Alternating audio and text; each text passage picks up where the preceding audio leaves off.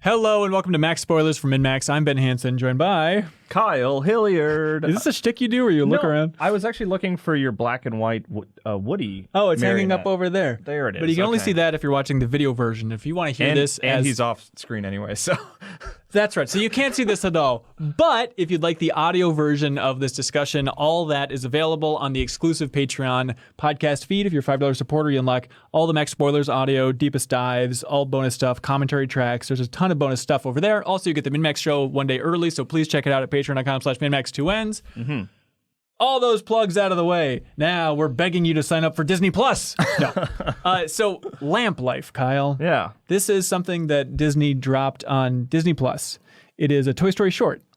Yeah, which typically this would have been like on the Blu-ray for Toy Story 4. Right. In another time. Or in another time, it would have like been at the start of another Disney film. You know, it feels a little bit like in front of Frozen 2 or something maybe. Yeah, because they did so many of those shorts between Toy Story 3 and 4. Yeah. Some of them are good. Like I like the fast food one in particular. Yep, Small Fry. Yeah. The horror one was at least interesting. That one might be my favorite of those chunks, the horror one. Yeah. It's like Jesse's panic attack stuff. I think is really interesting again. Jesse finds a way. That's right. We like Toy Story a lot here.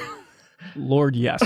But I think that is something that's interesting that we should talk about is just like Pixar's involvement with Disney Plus so far. Yeah. Because just dropping this, which by the way, it's crazy. Lamp Life, if you search Toy Story in Disney Plus, this does not come up, which seems like a mistake in my mind. Oh, like when you hit the Toy Story section or whatever? It just if shows you just the search for it, just like interesting. keywords. They should have called it like Lamp Life, parentheses, a Toy Story story or something like that. A Toy Story story? Yeah. A Star Wars tale. But it's fun to see like how the different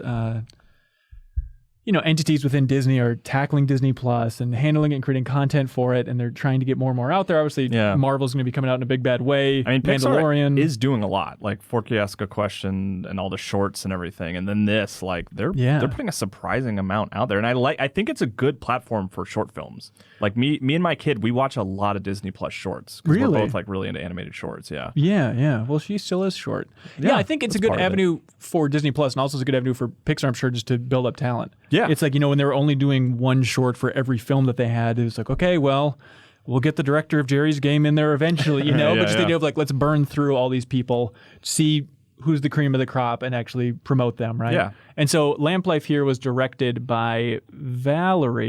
and written by Valerie Lapointe, who wrote for like Mater's Tall Tales and stuff. It looks like she's been at Pixar for like over 10 years, going back to like the story artwork for Brave and Inside Out, right? Yeah. Also wrote on Toy Story 4. Yeah. When you were talking about Pixar's involvement in Disney Plus, though, you correctly mentioned Forky Asked a Question, which is very good because it's the character of Forky asking like, what is the nature of time and what is friendship, what is money? And some of those are actually really funny. Yeah, I've enjoyed them. Yeah. Unlike Pixar in real life, which... I haven't watched any of those.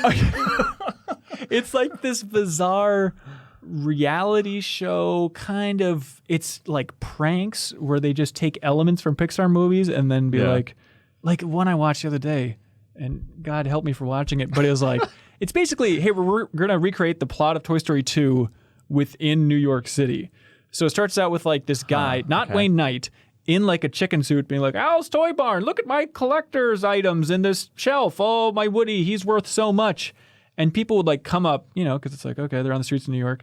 People would walk up and be like, are you selling these? And he'd be like, yeah, but you can't buy my Woody. He's 1 in a million. Do you remember Woody's Roundup? And they'd be like, yeah. And then I guess I'll play along. This actor is just having the time of his life. He should be called Ham, not the character. But like, there's moments where he's calling up the Japanese collector on the cell phone and screaming like, that's an outrage. You're supposed to have this a week ago. And then... Now I kind of want to watch this. It's unforgettable.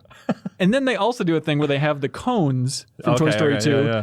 And they have like remote controls under the cones. So like they're like driving around the streets of New York and they have like Rex's tail or like slinkiness between like the two cones and stuff. And then they'll be like, stop. And they have like a Buzz Lightyear sound alike being like, look out for the guy with the green tie. And then the guy on the sidewalk's like, cones. Wait, so they causing big traffic pileups too? They killed 14 people. Oh my God. No, they drive like just on the sidewalk.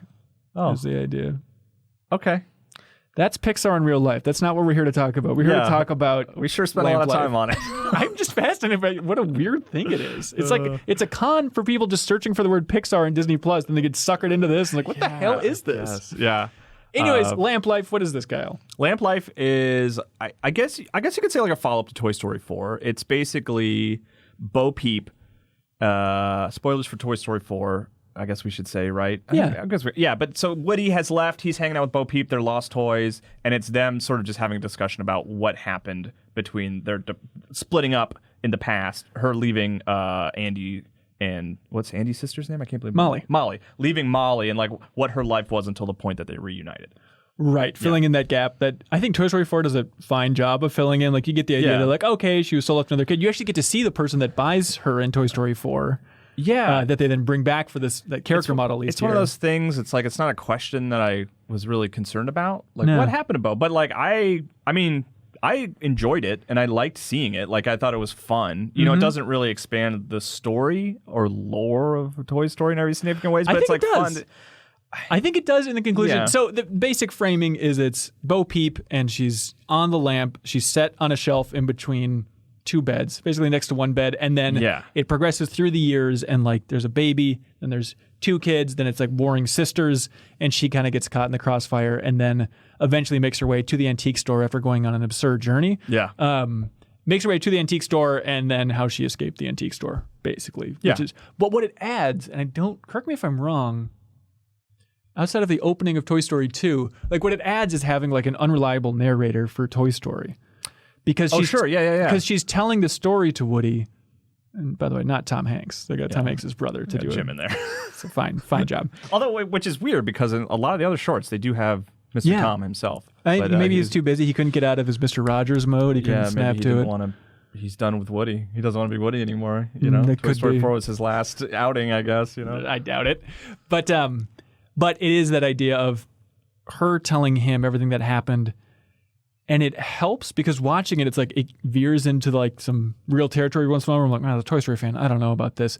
Just like little things where it's like there'll be kind of like the little girl falling asleep with the lamp, and like the sheep, Billy Goat and Gruff, whatever their names are. They're like also falling asleep, so they're like animating around a human, which is like this is sacrilegious. You can't do that. Like those little moments, it's like okay, but then again, it's all this retelling, and at the end there's even a little cheeky like it kind of happened that way. It also like it answers questions I had for Bo just long term of like, wait, is she a toy?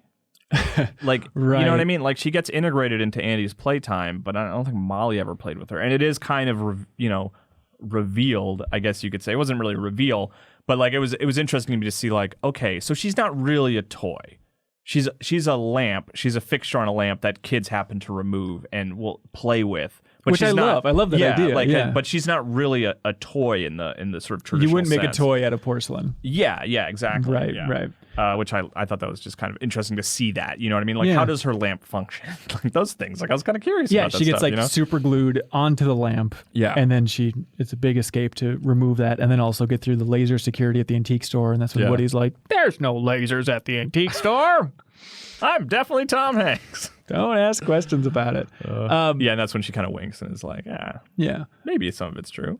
But a lot, and that's the plot of Lamp Life. That's fine. But it's interesting that like it's shot in the same way as Toy Story 4, like very shallow depth of field for all these same colors, but and like a consistent framing of where she is on the desk. Well, that's it. It's kind of that budget yeah. approach to the shorts. Even like Forky asked the question. It's a lot of just like a very zoomed in one location type of thing, right? Yeah.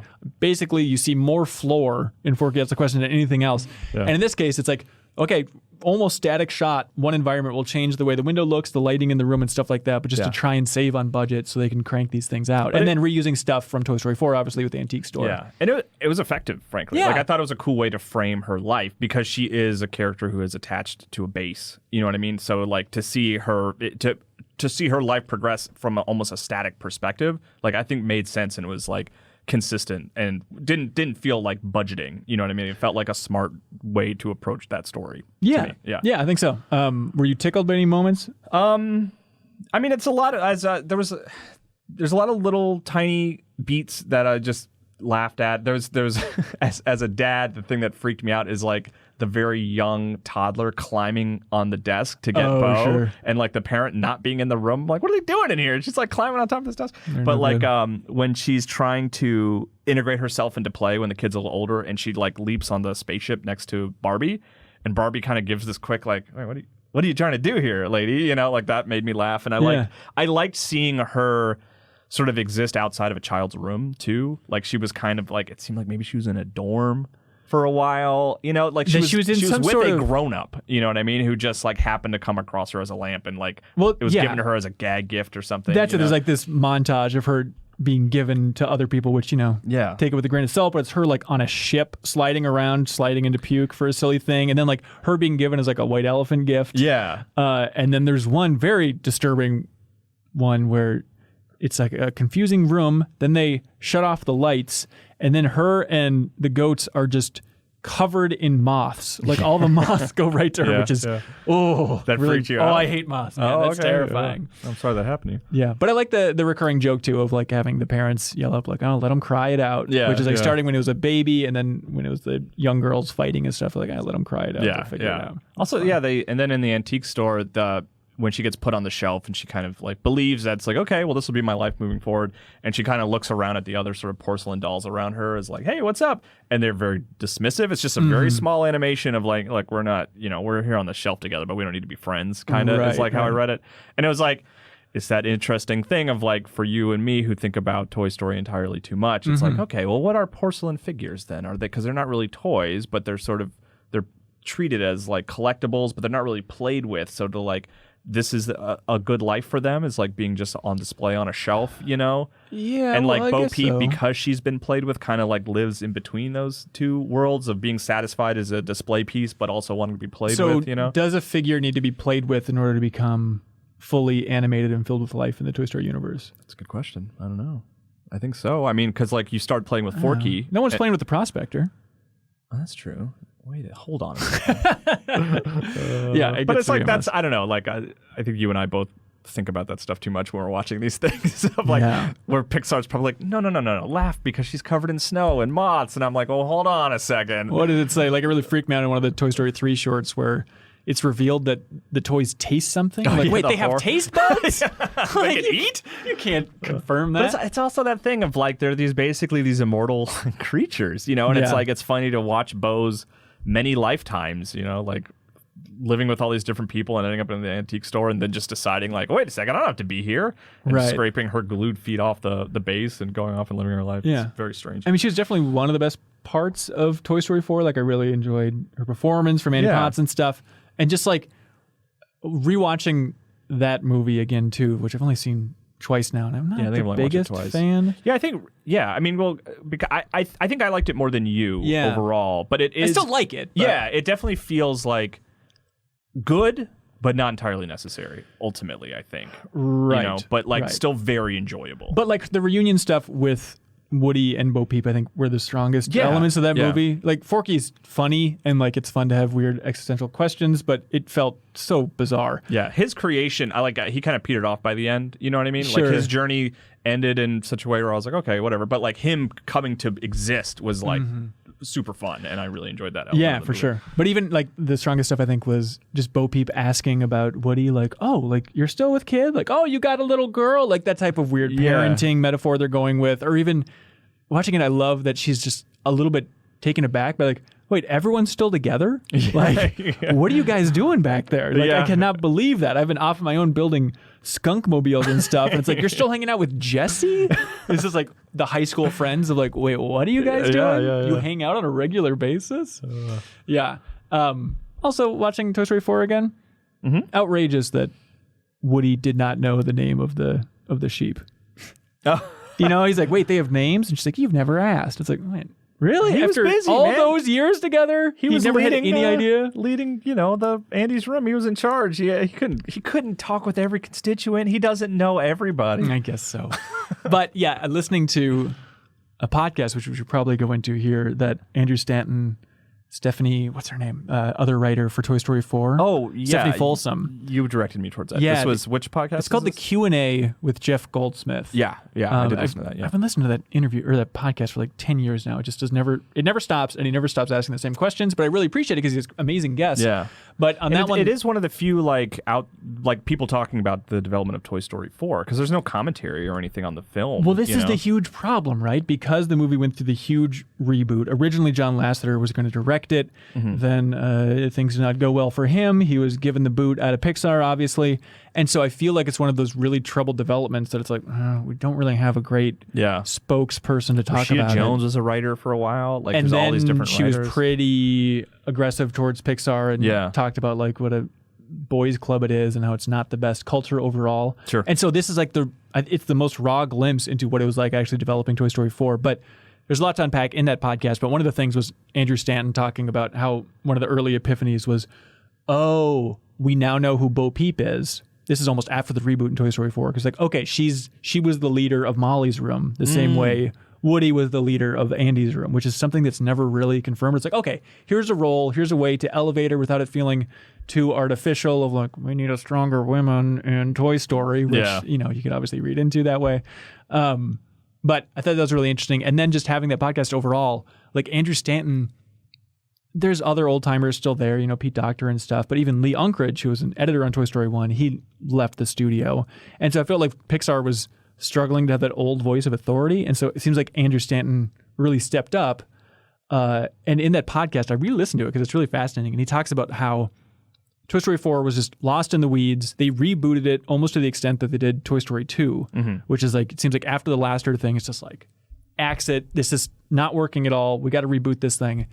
And he said that he saw everybody in the weeds and everybody was wrong about everything they were doing. And he said, I'm just going to go off by myself, write the script or write a strong outline and give it to you guys, but not get in the weeds myself. And then he naturally got in the weeds and That's was torn apart. Probably not to, But it's that frustrating thing. And the same thing happened with Incredibles 2, where, Pixar's big on messaging. We're not going to make a sequel unless we really have a story and we really feel passionate about like the need to tell this story. Yeah.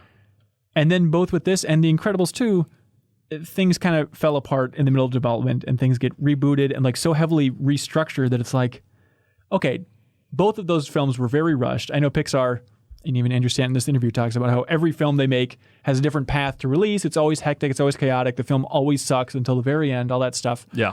But with Toy Story 4 and Incredibles 2, it really feels like, oh my God, we have a release date. We promise we're doing this. We're in the middle of development. We got to just cobble something together. And I feel like they feel so similar to me where it's, boy, I should be feeling a lot more emotionally from this film. And it's overall largely fine. Sure. Yeah. I think that sort of that starting line idea for 4 was Forky, right? No. Like the idea of like toys coming to exist. Like what does it mean to be a toy? I don't think so. I think it was Bo Peep. They wanted to tell Bo Peep's story. Okay. Because even the early versions that, who's the name that you mentioned earlier? Quincy Jones's daughter? Oh, Rashida Jones. Yeah. She was brought on, and it was like it was going to be a romantic comedy, maybe about divorce. There were a lot of like weird things brought up early on. Yeah, I think John Lasseter even said that it's like a love story. Yeah, and so people were like, "Oh, Woody and Bo Peep, that's interesting." But then in this podcast interview, Q&A with Jeff Goldsmith, they talked about how it was somewhere in development. They had so many ideas and so many like, okay, this is a funny gag, but what does this really mean? And one of those was Forky. Yeah. And then it was Brad Bird in particular, the Incredibles director, that said, there's some, I don't know what it is, but there's some gold in those hills with Forky. Like, you might want to keep exploring that. I think he's right. Yeah. Yeah. I mean, you needed something funny in that movie, because watching Toy Story 4 in the theaters, Toy Story 3 is one of my favorite movie-going experiences of my life. Like, laughing, crying, just slayed. And the beginning of Toy Story 3 is so amazing and so fun. And I remember it was like 30 minutes into Toy Story 4 before I heard like a laugh from the theater. Yeah. It's like, it's a pretty... For a movie that should be peak emotion, I found myself pretty flatlined through a bulk of it, and it killed me. Yeah, it's a tough... I mean, it's like about Woody trying to figure out how to retire, and realizing that he's like not who he once was. It's hard to make that funny consistently. Well, Forky, there is funny Forky stuff great. in there. Yeah, I love Forky, yeah. I just remember feeling like, man, they're pulling punches when it opens with that mission where RC is in the gutter. Yeah. I get to get washed away, and it's like, holy crap, yeah, he is not in Toy Story 3, so this is going to be the death of RC, because it's before Toy Story 3, and then they save him, and it's all fine. It's like, I do wonder if that influenced your sort of like the rest of your opinion of the film. Maybe, you know what I mean? The fact that, because like for me, I didn't get that experience. I never occurred to me that they would kill RC. You know what I mean? Yeah. So because of that, I watched the rest of the film like not feeling like they had pulled a punch or something like that. You know what I mean? And I wonder if that changed my overall viewing experience. It could be, yeah. But I think, talking about just, it's about Woody trying to retire or find this new meaning in life. He needs some resolution for himself. It's like you just can't. And I know these conversations are old, but it's just so tough when Toy Story 3 is just a matter of life and death. Yeah. And then one more story is, I guess I'd like to retire. It's a tough follow-up to that. And I don't hate it. Like, again, there's emotional moments. Like, I think at the end when Woody and Buzz hug each other, and I rewatched it, and there's this subtle, like, they're hugging, and then Woody goes for, like, a slightly second wave of the hug, like a tighter hug. And it's like, oh, like, that got me in the theater. Yeah, I think one of the things, Stan, I think he said in that interview, too, was, like, which I thought was an interesting idea, was he was like, you know, we never, like, it never needed to be a trilogy. You know, like, it doesn't just, 3 doesn't really mean anything. You know what I mean? There was never, like, we never planned for it to be a trilogy, but it's like, which I guess makes sense. Like, logically, I'm like, okay, yeah, I mean, there's no reason it had to just be 3 films, but 3 just ends so well that it just felt like such a comfortable place to leave that story. You know what I mean? And, like, I mean, 3, I think, is still my favorite, honestly. I know it's unpopular, but yeah, I'm with you. Yeah. So, but I still like 4 a lot. I know we've gotten away from Lamp Life at this point and started talking about 4, but that's the way it should be. Yeah, Lamp Life is simple. I mean, half of it is credits. I mean, it's, all it's the different languages and stuff. I was like, well, how long is this thing? It's like, oh, it's only 11 minutes, but it's like 16-minute timestamp. But yeah, Stanton had an interesting take on that where he said they had a big retreat to try and figure out the story for Toy Story 3. Yeah, back in the day. And he said he was at that retreat. He was the one who had the epiphany, a realization of just, oh, yeah, there's no reason to limit this. Because he's like, oh, I see it in my mind like children's storybooks, where it's like, okay, the ones with the red spines are Andy's stories, green spines are Bonnie's stories. And he's like, you can tell these stories forever. And he's like, I'm not saying there's going to be a Toy Story 5 immediately, but like, yeah, we're not ruling it out because you can tell infinite stories with all these themes that are here. You might as well let it evolve, you know? Yeah. And Woody's left in a place where it's like, I don't know. Like, where do you think they would go for Toy Story 5? I don't know. I mean, I wonder if Woody would even be a factor at this point. I feel like that was his send-off. You know what I mean? Like, I think if a 5th would maybe be like a Buzz Lightyear send-off. You know what I mean? Like, he has to come to terms with just do the same thing? I mean, it wouldn't be... I mean, maybe to a certain degree. You know what I mean? If you look at the recent Star Wars films, like, their plan didn't really ultimately flesh out. But if you look at, like, 7 as kind of like the Han Solo sort of send-off, and Last Jedi being the Luke Skywalker send-off, and then the 9th film should have been the Princess Leia send-off, but then that didn't work out for different reasons. Like, maybe that's where the future of Toy Story goes. Is like, I don't know. Movie ends with a big send-off. Yeah, I don't know. I mean, because like, it would be weird to just tell another story with Buzz and everyone. Woody's just not there, and then I guess they would make references to like, what would Woody do here, you know, or do they just meet up with them again, you know? Does some disaster happen where they end up back in the lost toy zone? Realistically, what they do though is because Woody gave Jessie the sheriff badge, is that, you know, she would just be probably the focus. Oh, yeah, and then Buzz would be a natural part because everybody knows they smash on a regular basis. That's right. Yeah. Just 2 toddlers and just banging them together. Very confusing. Another interesting part from that podcast is Andrew Stanton talking about how people were not seeing the Toy Story world correctly. Where everybody's like, in the early version, apparently, and this is confusing, if Lasseter was involved. It's interesting to think of like Stanton knows the film and Universe Lasseter, which I don't know.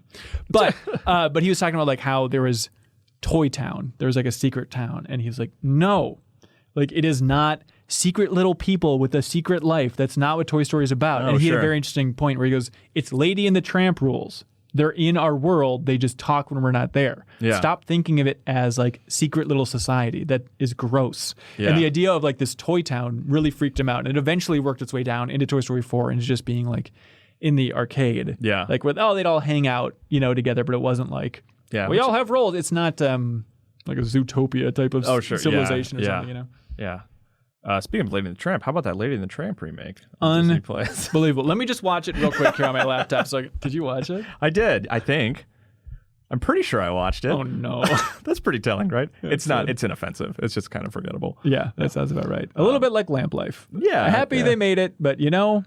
I enjoyed it. Like I liked seeing Bo more because I like Bo a lot, and Annie Potts is great, and like so I enjoyed that. And but yeah, not like it's not. Not mind blowing or anything, not particularly hilarious, not but I think like Toy Story 4. Yeah, but I think well done and like interesting and like There's a Duke Kaboom quick cameo in there, Gabby quick cameo in there. Where's the Duke Kaboom one? He just like drives by. I think she's like riding on his bike and it goes by super quick. Okay, yeah. All right, I totally missed that. It's got all your favorites kind of in there, but I'm interesting to see like what they do and if they continue just to release these Toy Story shorts just on Disney Plus as just periodic updates. I'm into it. Like, I like the Forky Asks a Question stuff. I think that's good, and I like it as an opportunity for Pixar filmmakers to work on smaller projects to get them out at a better clip. You know what I mean? Right. So, yeah. Your prediction for Onward? What kind of prediction? Like Rotten Tomatoes score? Yeah, let's go with Rotten Tomatoes. Hang on. I'm going to think of my number too. Yeah. I'm going to say... Hang on. Oh, so you don't even... Wait, do you want me... Oh, you want to have a number in your head before I say a number? Yeah, hang on. I'm going to write down my number and then reveal it to you. Okay. Here, while you're writing down your number, there's a little interesting bit that I... so written and directed by Valerie Lapointe. Yeah. Who I couldn't find it online. This short is called Lamp Life. Yeah. In 2003, she directed a short film called Nightlight. Oh, really? Isn't that weird? I couldn't find it though. I was trying to find it on like YouTube or something. I couldn't find it. But she just raised her hand like, obviously you should go with me. Okay, your prediction for the Rotten Tomatoes score for Onward, which is Pixar's next film, right? Yes, has to be. Yeah, and then because then Soul after that, which seems interesting, but also feels like I'm more excited for Soul. It feels like a spin-off of Inside Out. And it's weird that it's also Pete Docter. I want it. Okay. Inside Out's like one of my favorites. Like if I were to rank them all, I think Inside Out would be very high for me. But yeah, I'm thinking like high 70s, like a 76. 76. You're going with 76? 76, yeah. Ladies and gentlemen, 77. Okay. That's what I had. So yeah, amazing. I'm excited for that movie, and I'm excited to be surprised. I'm excited for it to be. I would love for it to be like better than I expect, but I nothing about any of the trailers or anything have really gotten me super jazzed. Mm-hmm. If you told me that it was a DreamWorks movie, which maybe is like a huge insult, it is. Like I wouldn't. It just doesn't look like a Pixar movie to me. I don't know what it is. I think it's just so many visual gags even in the trailer of like just like almost like visual puns. You know what I mean? Which is like even the first trailer I think was really bad for that, right? Which is like I like it conceptually of like a fantasy world overlapping with like a modern world, but just like lawn gnomes doing lawn work is like okay. Like that's the joke. Okay, is there like that's it? Okay. It depends, I think, on how many daddy issues you have. Because it seems like that's going to be the core. Is just trying to reconnect with your father, and he's too distant, and there's only half of him there. So where does that fall in the because Toy Story is what if toys had feelings? What if bugs had feelings? What if monsters had feelings? What if feelings had feelings? Which is a good gag. That's not my joke. So what is this? Is what if you had feelings towards your dad? Your dad's legs. Yeah. Too many feelings.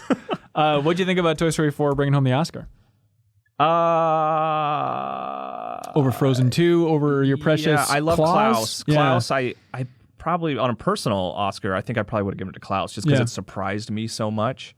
But I don't think, who won it? Gosh, I feel like somebody else won the Golden Globe that I was over Toy Story, which I was like, what? I think it was Missing Link, maybe? Oh, yeah, that sounds right. I love Laika. I adore Laika and what they do. Missing Link really underwhelmed me. Oh, really? And I was really bummed out by that. Like, looks, animation incredible, but just overall did not like Missing Link. So I was surprised when I believe that won the Golden Globe over Toy Story. But I don't think Toy Story, like, didn't deserve it. I think it's a great film, but I think Klaus just, like, blew my mind and like really impressed me and like I haven't seen anything like that and I thought I was done with Christmas movies, but like I really like Klaus. Like I can't remember the last time I was like, oh, this is like a fun idea, like a fun take on the holiday for a movie, and it looks there's still awesome life in Christmas, just like there's life in Bo Peep and the rest of the toys in the Toy Story universe. It's when it turns out when you strip out all the magic of Christmas away and make kind of a grounded Christmas movie, it's really good. Yeah, I'll be damned. Anything else you want to say about Toy Story 4? And Lamp Life in particular? No, they're both good. Both good. All right. Thanks for watching, everybody. We'll see you next time. From in-depth game club discussions with the community to live streams every single week, weekly podcasts, exclusive videos, everything under the sun is at patreon.com/MinnMax2Ns. Check it out, everybody.